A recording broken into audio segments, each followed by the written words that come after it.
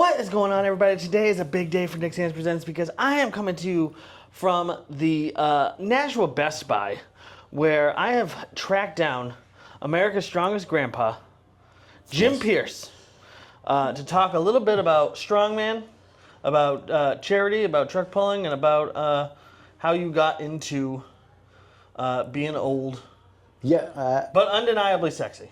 Hey, thank you. I like the sexy part. The old part, yeah. I am the grandfather of New England Strongman, basically. I started in 2001, I believe, was my first contest. And the funny way I found out about it was I'm a big wrestling guy. I used to manage a gym, and all the ECW wrestlers would come in. And I met Devon Dudley and a bunch of the other guys. And I was going to one of the shows, and there was a poster on the wall for first annual strongman contest. And I'm like, oh, that looks kind of cool.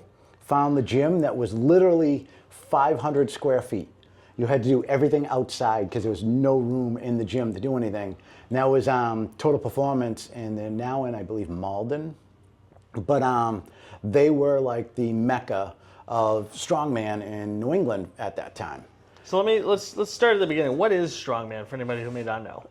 Basically, we are not mentally sane people. I will say that off the bat. We pick up cars, we pull fire trucks, we lift heavy objects over our head, and it could be a sandbag, a giant stone, a barbell. It's all functional strength. And it's been around for a while. It started a couple years before I did. Started with the sport, but you see World's Strongest Man on TV. Well, it started in the that. 80s, right? About that, yeah. I actually used to do strongman too. Yep. Many years ago, many years ago now. But yeah. I did do, I did the Atlas Stones, and I did all that stuff, all that kind of training. I never did a competition, but I did all that kind of training. Yeah, and it's fun. It's different. It's something that you're not used to, and not everybody does. And like, it's funny, I was talking to you earlier about my shoulder getting looked at. I went to physical therapist, and he goes, "You don't look like a strong man."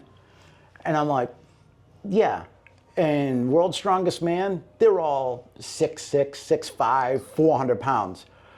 And the national stage, there's actually weight classes, age classes. It goes from teenagers, where you can be 14 years old, to 18 to compete in a teenage one, where they're actually having their nationals in a couple weeks, all the way up to my division is 50 plus. I think one thing to point out there is that, like, in any sport, anyone at the top level echelon, they're all freaks. Yes. It's not like, you're doing what is the sort of the equivalent of like an amateur football league, right? So it's like, pretty much, you would expect those people to look, you wouldn't expect amateur football players to look like D1 athletes. Yes. You know what I mean? If you were 300 pounds and able to sprint, a 4-second 50, then you would. Exactly. You would be in the league. Yes. Yeah, and it's weird because, like I said, we have weight classes and age classes. I compete now that I'm in the 50 ancient class at 200 pounds or below. I actually competed in March at the Arnold, which is the World Championship. They invited masters for the first time ever there, and I did the 50 plus 105 kilogram, which is 230 pounds and below. And so now I'm ranked number 9 in the world for that there. So that was cool going to the Arnold, because that is our Super Bowl. Yeah. Nobody there gets a chance to go to the Arnold other than like the top people. So since you got to go to the Arnold, you must be some kind of millionaire now. Yeah, there's no money in the sport whatsoever. There's no money, there's no sponsorships. We may get like a tub of protein or a trophy or something like that, but the actual sponsors, no. Because I'd love to find a sponsor, because I want to go compete in September at Masters Nationals, because right now I'm the 2-time national champion in the 50 plus 200 pound class. I want to go one more time, but it's in Vegas. So you basically have to win the lottery. So if there's any sponsors out there that want to sponsor a 50-year-old broken guy, just hit me up through Nick. You know, a real, what's it called? Never mind, fuck it. But yeah, there's no money in it there. And it's funny when you get to the pro level, it's almost worse. Because when you get to a pro, there's only limited events you can do. You get paid for them, but it might cover your travel costs. That's about it. Right. And like I was the state chair for Strongman Corporation, and that's the company that I'm actually the national champion with. There's two. There's Strongman Corporation, and then there's United States Strongman are the two big ones. I was the state chair for Strongman Corp for since 2008 till I stepped down 2 years ago. And now Gina Cravati took over. She is an athlete that actually started New England Women of Strength. It was basically a training group for just women. And she started that, and now she's taken over as the New Hampshire state chair. What makes you, again, sorry, I tend to jump ahead. What made you want to do this? What made you look at a fridge and think, I could probably put that over my head? I don't know. I saw the poster. I'm like, that sounds kind of cool. I used to watch World's Strongest Man.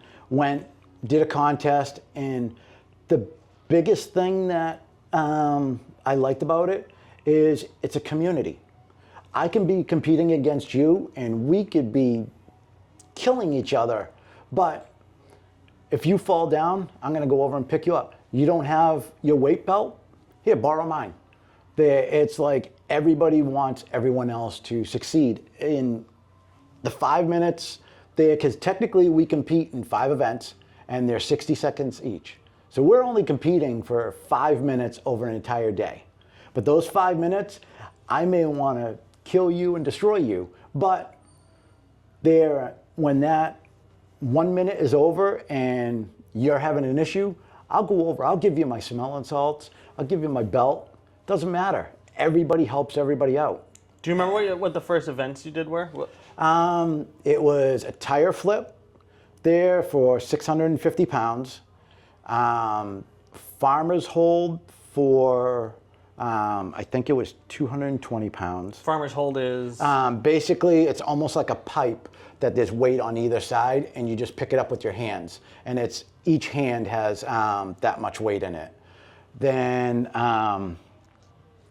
I'm trying to think the other ones. I think it was an axle, which is basically a barbell, but it's 2 inches instead of the normal one, and there's no knurling on it, which is basically the grip stuff. There was that. Atlas stones, which is basically a concrete ball you pick up and you put onto a platform. And those platforms could be 72 inches down to 42 inches. And then there was one other event, I forget what that one was. But yeah, that was all the way back in 2001. And it's funny because I still have the shirt and the shorts I wore that day, and they're hanging up at my house. And you can't figure out why your house smells. Yeah, pretty much. You're like, man, what is it that smells like that? It's funny, I have a wall where it's that shirt and shorts. Then technically I retired in 2017. I am one of the guys I know calls me the Cher of Strongman. I like to think of it as the Kiss of Strongman, where they started their retirement tour in 2009 and just retired. I retired, and then saw a contest I liked, so I went back and competed. Then got bored, went back and competed, and just would still compete. I think over my career, I've done probably 150 to 200 contests. What would you consider the highlight? What do you think was the best thing you did, the best contest, the best whatever you've done? Winning nationals Someone's here. Just password problem. Okay. Can we stop? Yeah, just a second. Yeah. We're gonna edit that out, so don't worry about it. Okay. Highlight. So yeah, what was the highlight of your career so far? I've had a couple. When I won nationals was a big highlight because I never thought that would actually happen. So you were the strongest old guy in the country? Yes. In 2022 and 2024. Okay. There. Going to the Arnold was definitely a highlight because it's the Arnold. That's everybody, even people that aren't in the sport, know what the Arnold Sports Festival is. Right. There. Did you see Arnold? Yes. Yep. He walked by and he kind of looked at me for a second because everybody's screaming Arnold, Arnold. But yeah, he walked by, he had a big beard on, and they just had an army of security around him. Yeah. Pretty cool to see him, though. Yeah. Because he's such a legend. Yeah. Not only he's just such a legend. He's like the first bodybuilder that broke through, so it's like really the first strength athlete who made a name for himself. It's pretty cool to see that. Oh, yeah, definitely. And that's like kind of the cool thing, too, with Strongman is I've trained with Sven Carlson, who's world's strongest man. 1 year when I was running my charity event, we flew out Bill Kazmaier. He was awesome. My MC. And he's one of my heroes. That's one of the people on my bucket list. Yeah, that's everybody. Like, we had 3,000 people show up that day because he was there. And all he did was walk around and just talk to people and take pictures. Is he a nice guy? Yeah, super nice guy. Derek Poundstone, who's world's strongest man competitor. He's was a cop. I think he's retired now. He was my head judge for years. There, so it was cool getting to know them. At one time, I owned his front load, his front carry. Oh, there you go. What does he call that? The yoke. No, like the Texas Stone or whatever. Oh yeah, the Roosevelt Stone. Roosevelt Stone. I owned a Roosevelt Stone that he made. Yeah. That was made by Poundstone. Oh, that's cool. Yeah. He got a lot of his equipment from Art McDermott, which had a gym in Wilmington. It was his brand, I should say, not his actual stone. It was his brand of loadable Roosevelt Stone that I had. Oh, yeah, I remember he did have a line for a little while of stuff. But he ran contests for a little while. One of his contests was brutal. He called it a death medley. Everything was a medley. There was not like you just went over and did one overhead press. It was you overhead pressed an axle, then a dumbbell, then a log, then I think it was a keg, and it was pouring rain out, and we still competed. And that's kind of the cool thing too is now when I started, everything was parking lots. It didn't matter. It could be 100 degrees out. We're in a parking lot competing.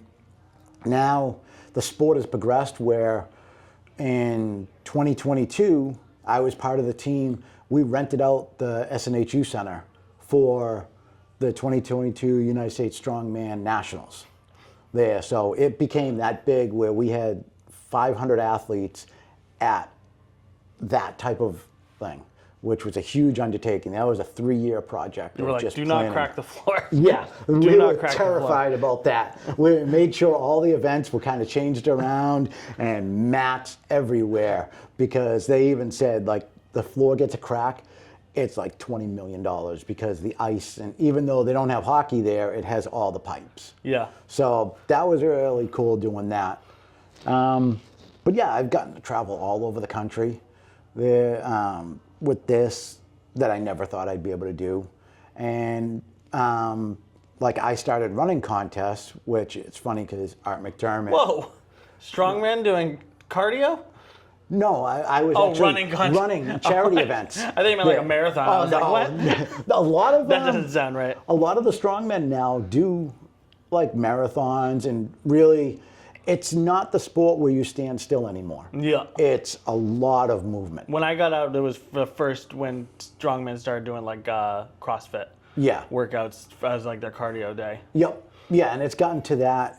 It's still heavy, but it's funny because, like I was saying with Poundstone, he was a judge at another contest, and that contest was heavier than World's Strongest Man that year. And he had to actually pay a few of the athletes who lifted the Atlas stones that were heavier than he did at World's Strongest Man, the difference of what their body weight was and what the stone was. Oh, that's cool. Yeah, so it was, yeah, he was like, hey, he goes, if you guys pick those up, he goes, it's bigger than what we did on the TV show there. And it's gotten back to being heavy again, but for a while there, it was more a TV show. Well, the guys you have now are such freaks. Like yeah, Brian Shaw, yep. Thor, half Thor. Yep. Who's the guy who just won it? Tom? Or it might be Cooper won a couple years, and then this year was Renell. I forget what his name is. He's for the people in the United States, an unknown guy, but over in Europe, I guess he was like tearing things up. What's kind of cool about strongman is it's one of those sports where, because one, it's so hard on the body. Two, it's almost like basketball where like you have to be such a freak. Like anyone over 7 feet tall is gonna play. It's like 98% of people over 7 feet tall are gonna play basketball. Right. If you have the genetic build to do strongman, like to be a professional strongman athlete, you're just gonna do it. Yeah. If you can't play football. Right. So like, Yeah. it's one of those sports where it's like you could just have someone come in the first year they've ever competed, world's strongest man, and win. And that's what happened this year. Yeah. It's the first time that's happened in a long time, but like this was the guy's first appearance, and he ended up winning there. And correct me if I'm wrong, but even though the sport has been going on since the 80s, it's only really been like systematized and like training structure is getting understood much better now than it ever was before. And we're still kind of in the, not the early stages, but I would say we're not at the point where like you have a system where like a guy can just, like everybody can still do different things. Right. And it might work better than what we've been doing in the past. Yeah, it's come a long way there, because before it was like, even when I started, just the jumps that it's made. Like when I started, there was no women's division. I was actually one of the first contests I know in New England that had women competing. Usually if a woman competed, they went in with like the novice guys there, and just then now it's exploded where a lot of contests is more women than there are guys there, which is just huge, and they get a bigger Muscle spotlight. mommies have been making a big Yes. They've been making a big splash. Yep. So Oh yeah. There. So yeah, it's amazing how the sport has progressed, and it's still got a long way to go, because like I said, there's no money in it. This is a hobby for everybody. So when you get hurt, you miss work there, and that's why it's funny, because I'm almost like a unicorn. The average time in the sport, I've said that about you a lot. a lot of people have it. You and know it's who was funny. a real unicorn is Jim.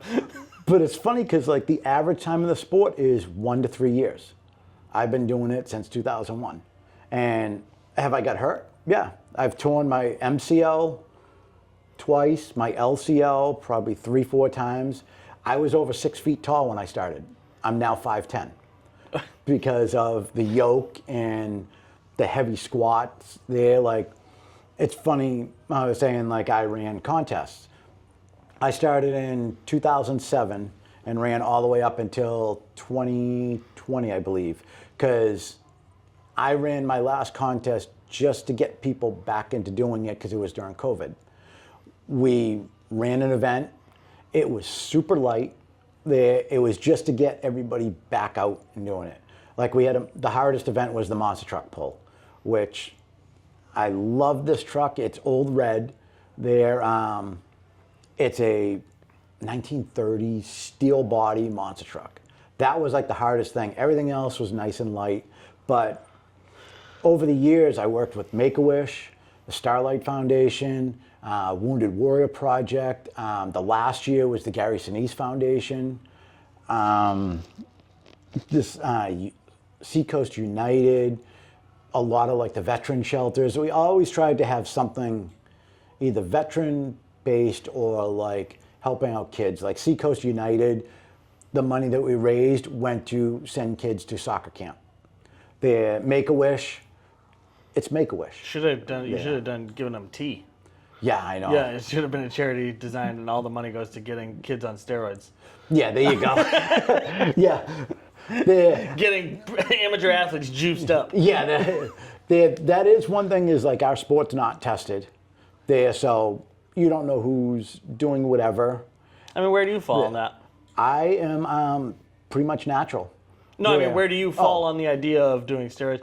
Personally, let me just say personally, as far as I'm concerned, especially in the pros, Yeah, I want to every single one I of want to them. see the greatest athletes that humanity can create Right. in a lab. Yep. If you could gene splice these guys with gorilla DNA and put a rocket on their arm, that's who I want to see competing. I think pretty much Eddie Hall is that. Yeah, I want to but, see the absolute. I want to see freaks competing. Yeah, and that with the pros, that's what you want, and that's what you have now. like Brian Shaw. Look at the size of him. I They're really never half the understood the idea of being against steroids in sports. I don't because see it as cheating. I don't see it as anything. I see it as something. I see it as the natural progression of athleticism. Yeah, you're trying to maximize your personal performance, and if you want to take them, go ahead. To me, what's the difference between taking testosterone or taking a multivitamin? Right. You know, exactly. If like the multivitamin is going to make up for a lack of your whatever your diet is, then fucking testosterone is just going to make up for a lack of whatever you got genetically, you know, or you know, maybe you didn't get 8 hours of sleep last night, maybe you only got 7, so your testosterone's low, so you give yourself a little squirt, and then. And nowadays, there's so many different versions of it. There's the injectables, there's the orals, there's the creams, there's everything. So it's like if you really want to get on it, it's easy to get there. So it's all somebody's personal preference. They're like I said, in my career, I've been technically natural. I've never taken their steroids.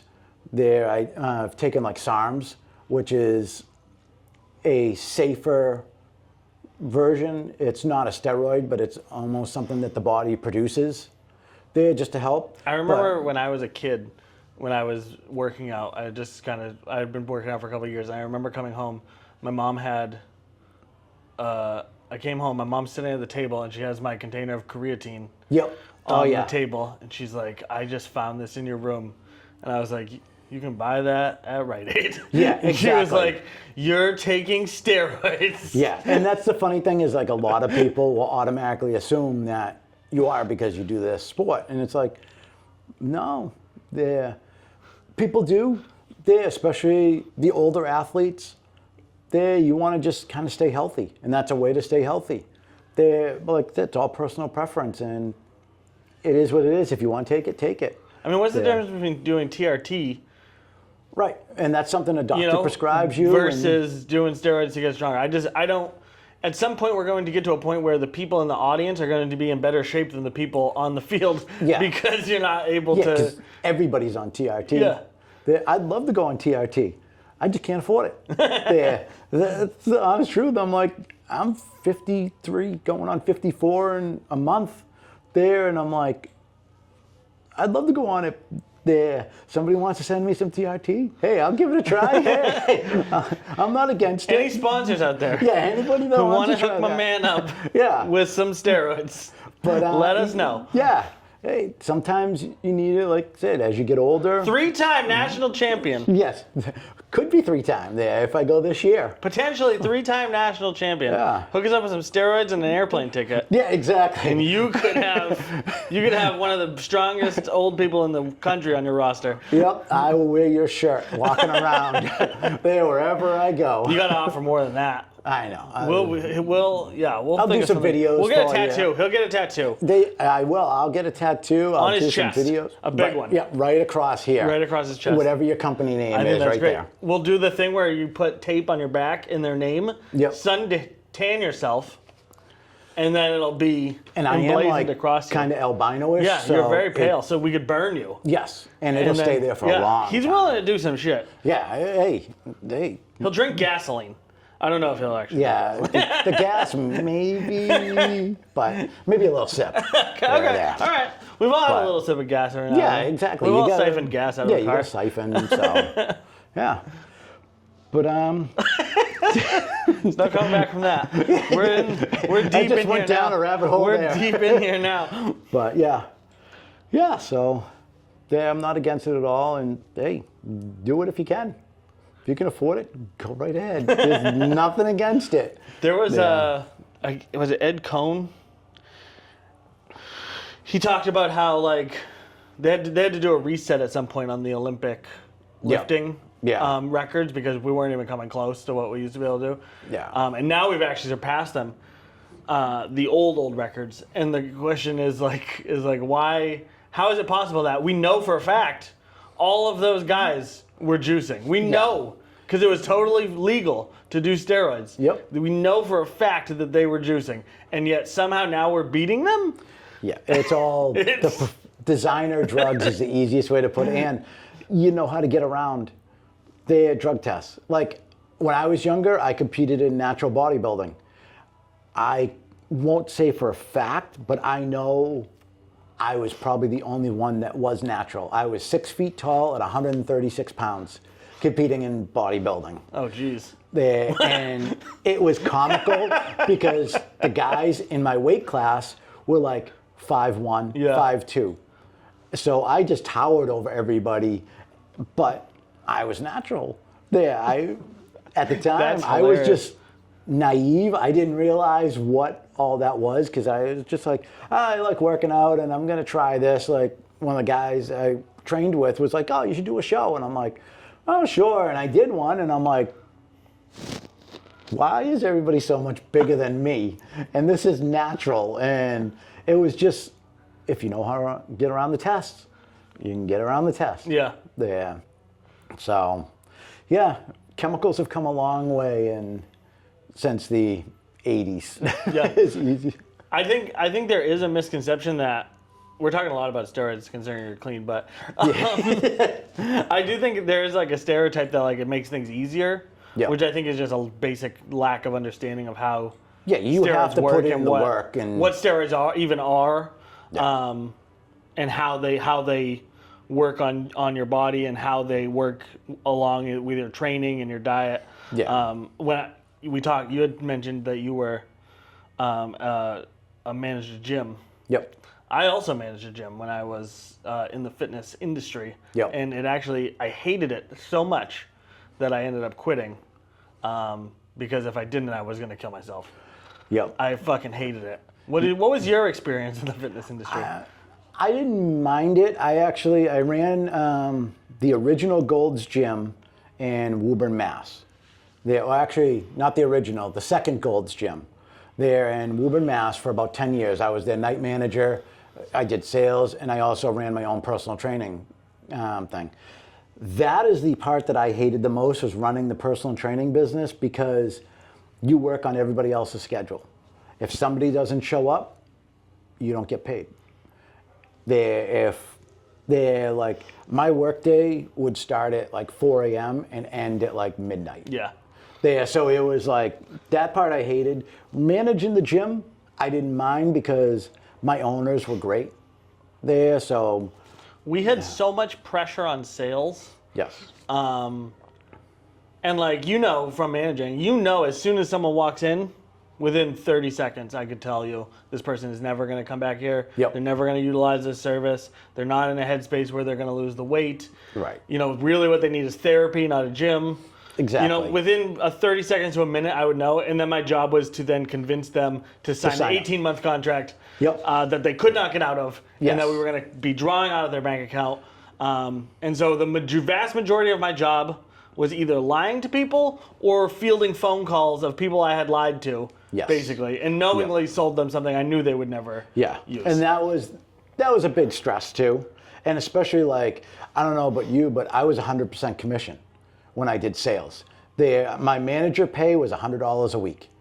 And everything else I had to make. So I had a commission on the gross of the members. Yep. So. But it was awful. I fucking hated it. I was making pretty good money, and I couldn't even look myself in the mirror. I was ready to blow my head off. I couldn't take doing it anymore. Gyms, is one of the best businesses and the worst businesses, because it's predicated on people getting healthy. Gyms only survive if somebody signs up and never comes back, and then forgets about their membership for the entire length of the contract. Because like you said, it is a real hard thing to get out of a contract with a gym, but they don't want you coming back. Because the gym that I managed, we had, at the time, 3,000 active members. This was a 40,000 square foot building. You get 3,000 people showing up, there's no room to move. Of those 3,000, there was probably 300-400 that were actually active members. The rest of them signed up, and we never saw them again. They'd take their picture, and some of them didn't even take pictures. Yeah. And that's how gyms survive. It's awful. And then there was all kinds of I don't know how your training was, but ours was all predicated on this emotional manipulation, where I was supposed to tell this old woman who was 80 and 200 or 300 pounds overweight, that she would be able to carry her grandkids if she came to the gym twice a week. Oh, yeah. Knowing that that's not true. Yep. I mean, the whole thing was awful. And it's nothing you would have done, at least for me, it was nothing I wanted to do. It's nothing I would have done. I got into the fitness industry to help people. train people, to make people stronger and to make people, Yep. you know, You have all healthier. the best intentions, and then when you get into the industry, you realize it doesn't matter what your best intentions were. This is what you need to do: is you need to sell, and you need to get people to sign up for things that they really don't want to sign up for. And then now, one of the reasons that I've gained so much weight and gotten so unhealthy over the years is that even going to the gym now brings back that like same feeling of like that same anxiousness Yeah. of feeling like not only was I duped, but that I tricked all these people and made them so exactly. even I can't even lift weights anymore without it like stressing me out.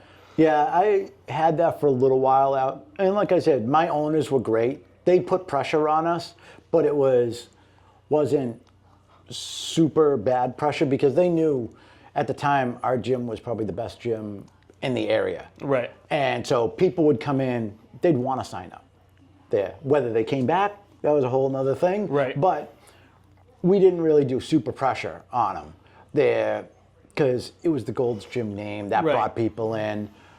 But I could see other gyms. I've gone to other gyms. I know people that run gyms, and it's like, I would never want to run a gym this time, even though a friend of mine is actually looking into possibly opening up a gym in a year or two, and he goes, "Can you help me?" And I'm like, "Sure." But he wants to set it up so it's not like your typical gym. It's going to be you want to go, not you have to go. Right. There, but we have to figure out that whole how we're going to make it you want to go, not have to go. And that's like another thing with Strongman, getting back to that. There's no gyms around that have that anymore. Before, you had the Total Performances in Malden. You had Strength Discovery.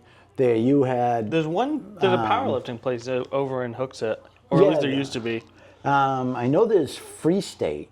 But we used to, my family owned a body shop, a truck shop. Yeah. And so we would store all of our stuff there and then go do it in the park across the street. Yeah. Or we would rent space in a boxing gym, or we would rent space in like a CrossFit gym. Yeah. For the winter. Yep. Yeah, because with Total Performance, the front of the building was martial arts thing, and the back was the Strongman when it started. And then they became big enough that they opened up their own place. But like nowadays, there's not a lot of places that do it. And for a little while there, every gym you'd see tires, which those and the yoke, which a yoke is basically a U made out of metal that you load 1,000 pounds on or whatever the weight is, and you have to pick it up and An carry upside down U. Yes. Or lowercase n. Yes, exactly. But yeah, that's the biggest bane of my strongman career is a yoke, because it just physically destroys me. But like I said, gyms all had tires.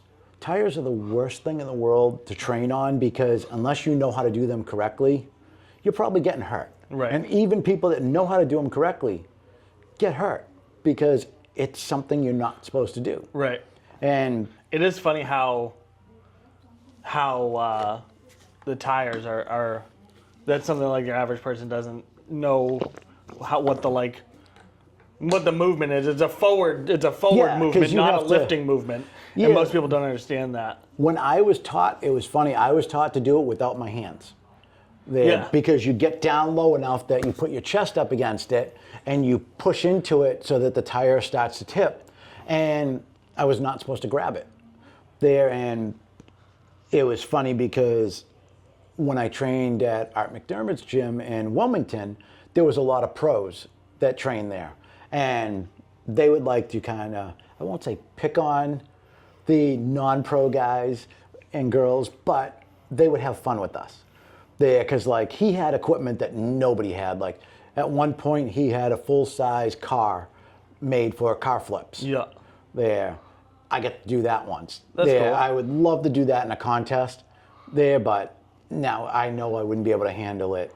I flipped a 1,000-pound tire at 180 pounds because they told me it was only a 700-pound tire. And You don't know the difference. It's a tire that is the size of a car, basically, that we're flipping there. And it was like, he had a lot of stuff, and that's where I learned a lot of things, was through that gym, too.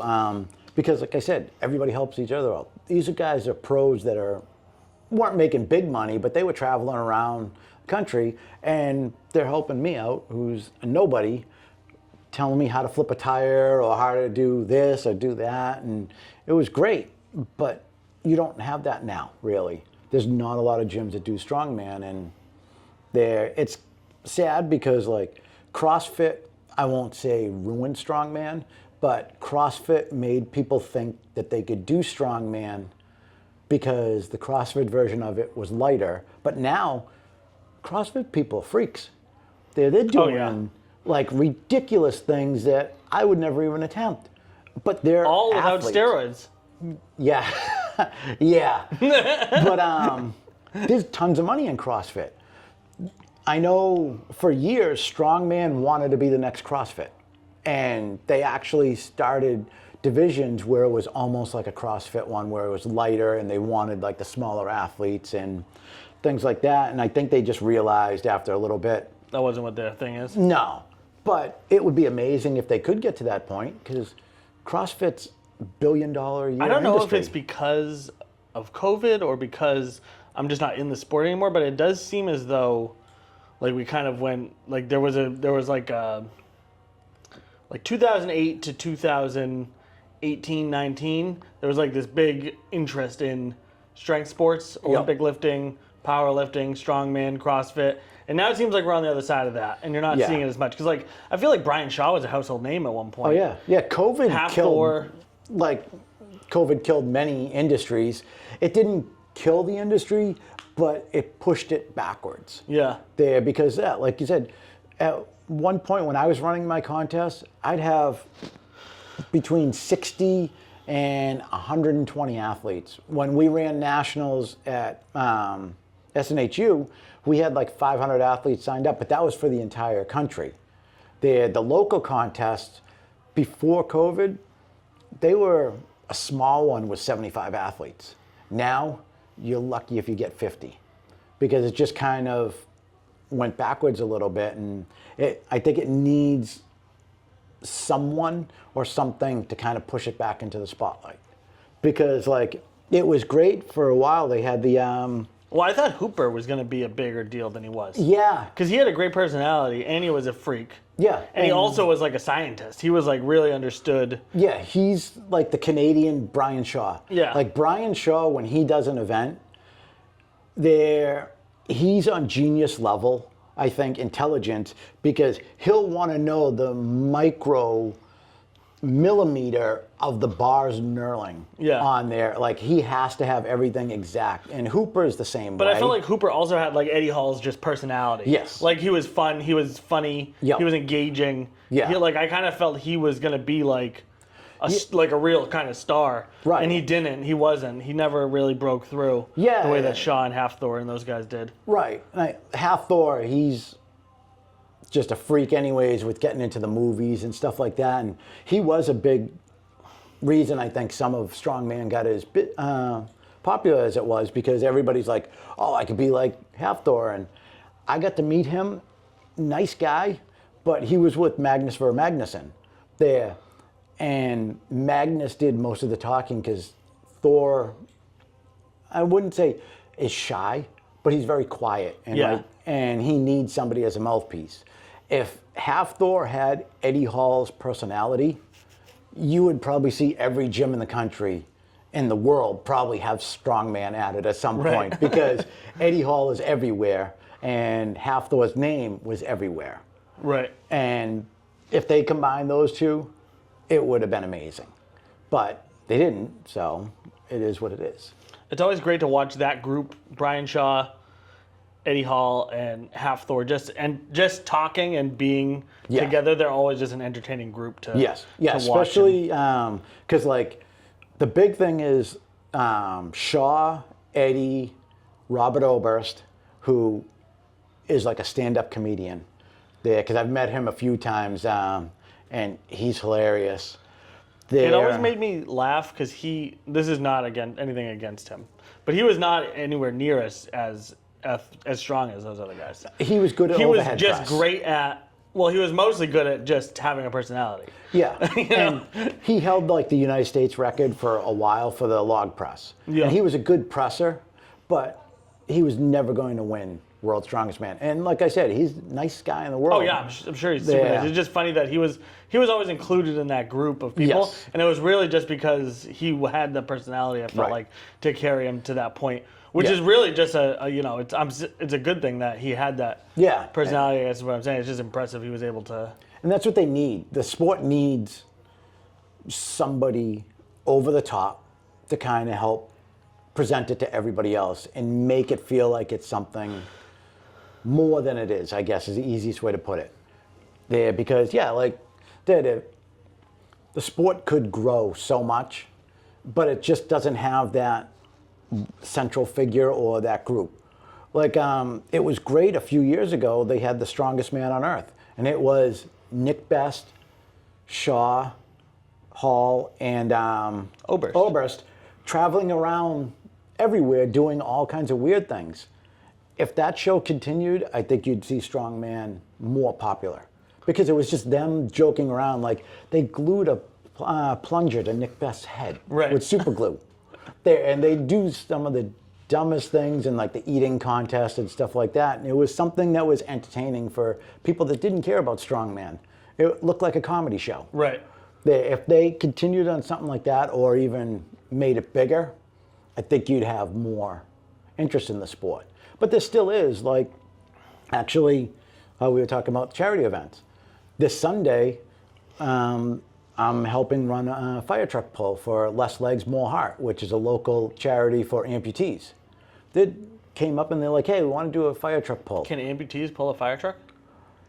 Tina actually did, the head of it, last year. She had a little help there, but she did pull the big truck, which technically she was the only person that actually pulled the big truck because I pulled it and one other athlete who got hurt, they pulled it about the same distance and then Tina pulled it with a little help. Well, it's probably like Blade Runner. Yeah. You know, so like he had those super legs. Yep. So she probably has like super legs. Yeah, she Get had some her pistons or something in there. She could probably fucking. she just pushed off and like the last 5 feet she was dancing, so she must have done something correct. I always thought that was funny that like when Blade Runner was running in the Olympics, Yep. it was like we've gotten to a point in humanity where not having legs is an advantage. Yes. In a running contest. Yeah, exactly. Like, It made you faster if you didn't have legs. He had to have specially designed legs, and they had to test them and stuff to make sure because they could Oh, tune yeah. them to go as fast or whatever as they wanted to. He could fly. Yeah, you know? basically, yeah. He could jump 10 feet in the air. Or, Yeah. That's what we're gonna get to. As soon as we get a robotic leg or arm, I'm there for it. Oh, yeah. I'll take them. We'll have like Iron Man suits soon. Yeah. Somebody probably has one already that they're using. I want implants. Yeah, I want to be a cyborg. Exactly. That's my end goal. I basically like, with my shoulder being as messed up as it is, I said that I'm like, just take the arm and give me the Winter Soldier arm. Yeah. I know that people are worried that one of the big ones is like they're worried that people are going to be able to track it. But as far as I'm concerned, you give me a robotic arm and a blender attachment, I don't give a fuck if they know where I am. Yeah, You know? exactly. Bring it on. Yeah, hey, track me wherever you want. I'll be at the gym. Yeah, be at the gym. Hey, here's my arm. Yeah, but yeah. So yeah, it's been a interesting journey. You're known for pulling trucks, though. That's like your thing. Yeah. I'm not going to say it's official, but one guy said I am probably pulled more vehicles than anyone else. How did you get started doing that? And when did you realize that was your thing? Or did you just kind of end up there? Kind of ended up there. It's one of the events I love, and I actually got tied in with a charity called 50 Feet Closer to a Cure. They're long time ago, and Those basically, are like very clever names that people go with. yes, yep. And our thing was we pulled trucks. That was it. It was for 50 For feet. 50 feet. And I've pulled probably 6 monster trucks, probably 8 or 9 fire trucks, a 90,000 pound crane, The Budweiser Clydesdale trailer. There, we had that one year. We've had pickup 90,000 trucks. pound train, Jesus Christ. I moved it about a foot. Yeah. Some of the guys actually moved it. I moved it, but what happened is they set the wheels wrong. So they set the wheels wrong. yeah, and like everybody had the problem, and I'm like, why is nobody pulling this? And I went over, and I'm like, it rolled about, like I said, maybe a foot, if that. Is that a gimmick? Being able to pull something that heavy on wheels in neutral? Like, is it a gimmick that you're able to pull it, or No, is it actually hard? It's very hard.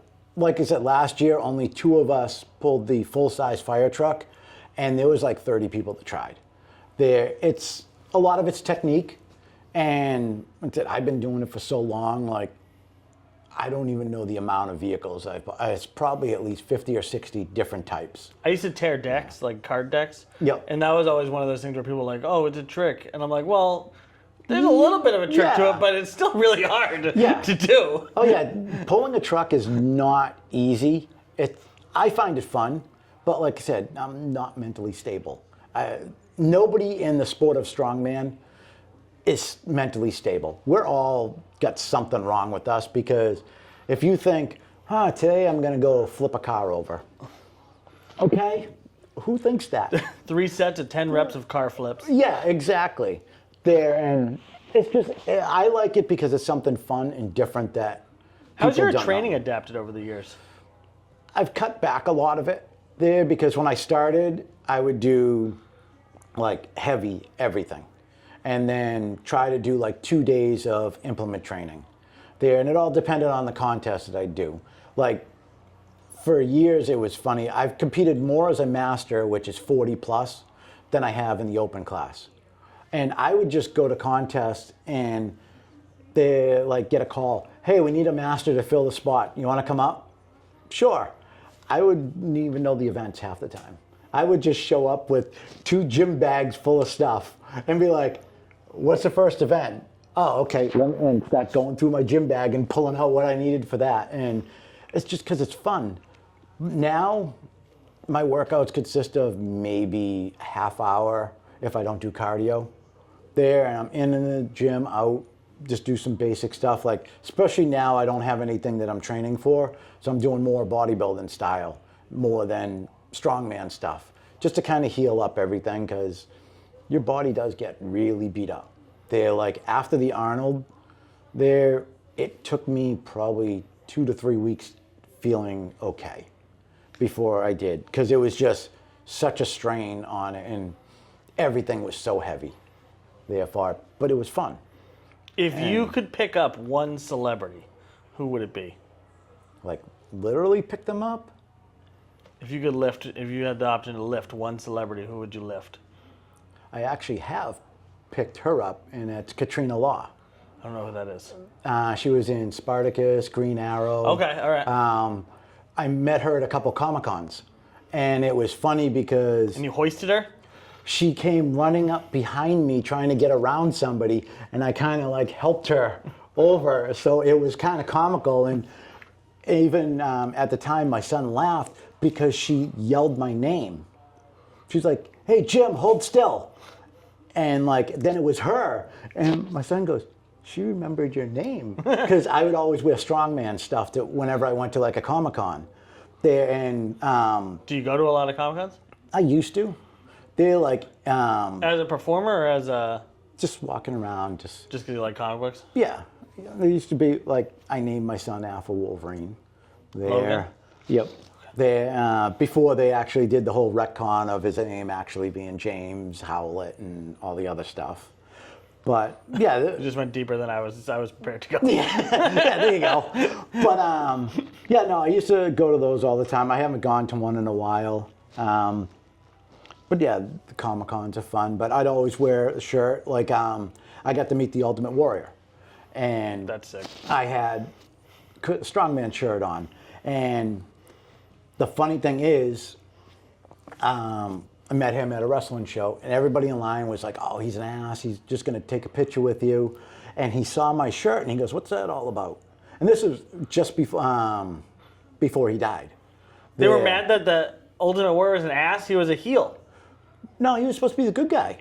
Ultimate Warrior was His always... character was never like nice though. No, but he was supposed to be the Who face. would meet him expecting him to be a nice, chatty fella? You know, Yeah. I mean, that was never his thing. Yeah, and he had all the controversy about all the speaking Oh, I met Kane and he engagements. didn't talk much. Yeah. What a dick.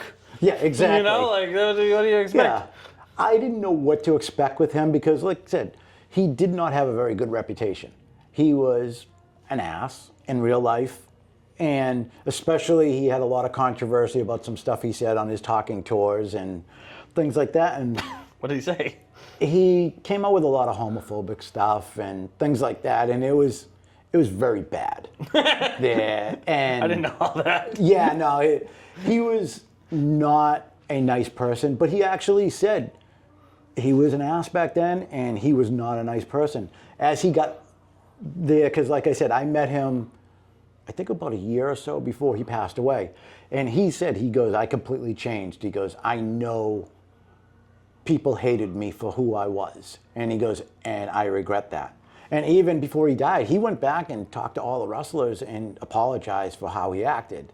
But the funny thing is, like, when we went, it was supposed to be, you go up, say hi, take a picture. I talked to him for almost a half hour. The promoter of the event came over and told us we had to leave. He was actually interested in coming out to one of my contests because he's like, I want to see this in live. He goes, you pay my airfare, I'll cover everything else. And I'm like, yeah, you're the Ultimate Warrior. Don't you charge like $100 grand for an appearance? He goes, pay my airfare, I will cover everything else. He goes, have a signing. He goes, I'll keep all the money from the signing and everything else. And I'm like, all right, cool. Then he had a heart attack and died. 2 months before I was actually going to announce that he was going to be there, because we had talked a little bit back and forth. That's pretty cool. And there, I was like, this is going to be the coolest thing ever. And then he died, and I was just like, okay. All right, I got it. I have a hard stop at 11. It's 11:31. I got Okay. 3 rapid fire questions I want to ask you. Okay. 3 favorite wrestlers of all time. Ultimate Warrior, Hawk of the Road Warriors, Sting. If you could pull 3 vehicles of any kind, if you could attempt to pull 3 vehicles, what would they be? Train. How long of a train? Just the engine, or Just the engine. okay? That. I've pulled military vehicles, so I can't say that. Probably Gravedigger as a monster truck, just because it's Gravedigger. And then You're a New England boy. We all love Gravedigger. And actually, one of the things and I've seen a couple contests do it, a Viking ship. Oh, that's cool. There, because they've put a ship on wheels and you had to pull it. That would be cool. So that would be the thing. Okay, 3 favorite ice cream flavors. Go. Mint chocolate chip, Oh, cookie what? dough, That's crazy. and What the fuck? bubblegum. This interview is over. All right, where can people find you? There, I'm on Instagram. Mint chocolate chip is your favorite ice cream ever? Yeah. Why not just eat toothpaste?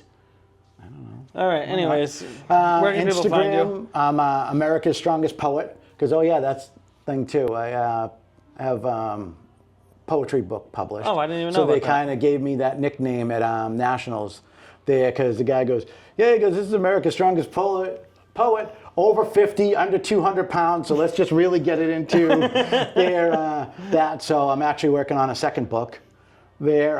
So Brian it's Shaw's just, poetry book's gonna drop next year, though. yeah. So that would suck. Yeah, but he's America's Strongest Poet, over 7 feet tall, over 400 pounds. Haikus by Brian Shaw. Yeah.